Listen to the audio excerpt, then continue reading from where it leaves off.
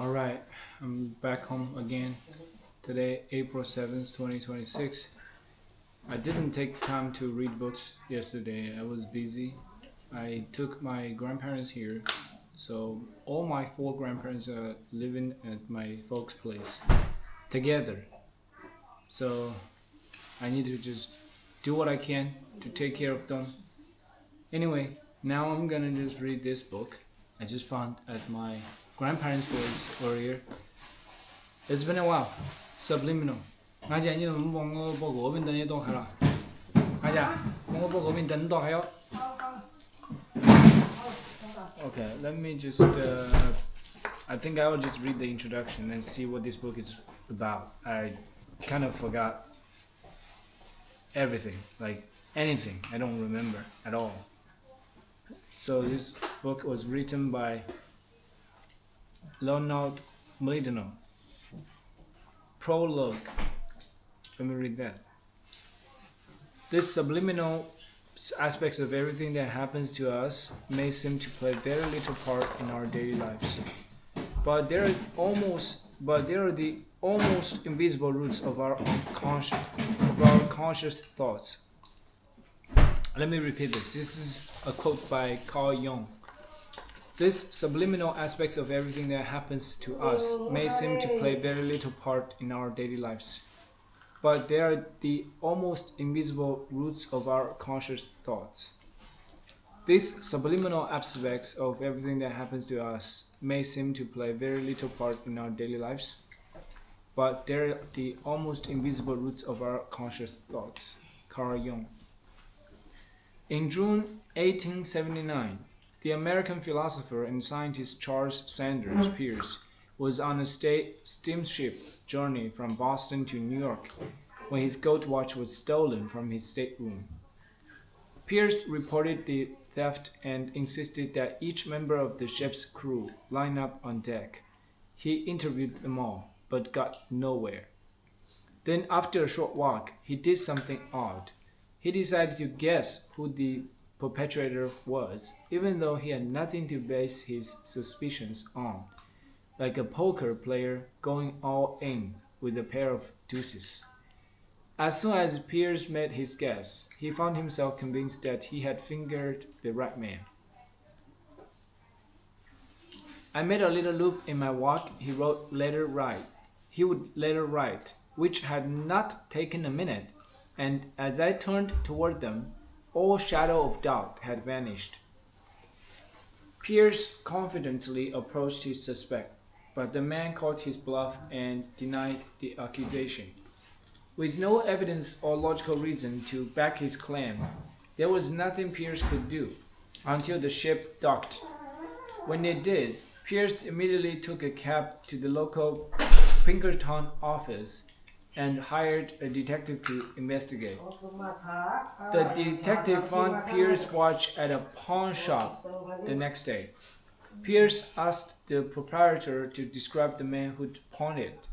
According to Peirce, the pawnbroker described the suspect so graphically that no doubt was possible that it had been my man. Peirce wondered how he had guessed the identity of the thief. He concluded that some kind of instinctual perception had guided him, something operating beneath the level of his conscious mind. If mere speculation were the end of the story, a scientist would consider Peirce's explanation about as convincing as someone saying, "A little birdie told me." But 5 years later, Peirce found a way to translate his ideas about unconscious perception into a laboratory experiment by adapting a procedure that had been first carried out by the psychologist E.H. Weber in 1834. Weber had placed small weights of varying degrees of heaviness, one at a time, at a spot on the subject's skin, in order to determine the minimum weight difference that could be detected by the subject. In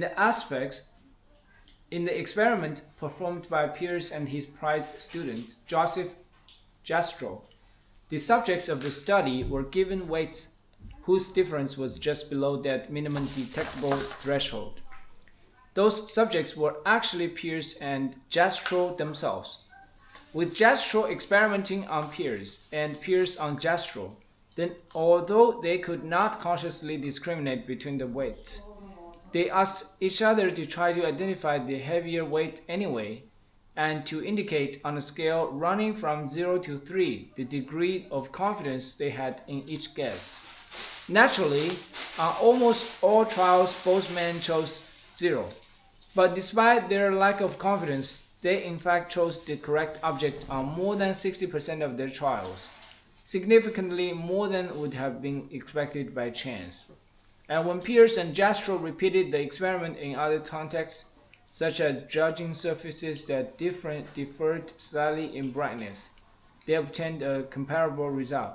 They could often correctly guess the answer even though they did not have conscious access to the information that would allow them to come to the conclusion. This was the first scientific demonstration that the unconscious mind possesses knowledge that escapes the conscious mind. Well, yeah, I definitely understand this. That's why I trust my instincts. I trust my gut. I follow my heart, aka the gut feeling. I feel like lots of people just use the word heart, but I guess what they're really saying is their gut feeling. They don't, like, heart doesn't really make a sound. The heart cannot tell you anything. Like, I'm talking about the heart, the organ, in our chest. I don't think that's the heart we're talking about. Like, when people talk about I follow my heart, I think they are referring to their instincts, their gut feeling, their subconscious ideas that just somehow would came to his conscious her conscious minds. Okay, I'm continue reading this book from now on. Subliminal. This is definitely another subconscious decision. I didn't plan to actually, go back to my grandparents' place and fetch this book, but somehow I just ended up there and opened the bookshelf and saw this book after some browsing. I felt like this might be the best book I want to read, like at current stage. Yeah. Thank you for reading with me. Bye bye. 停止录像。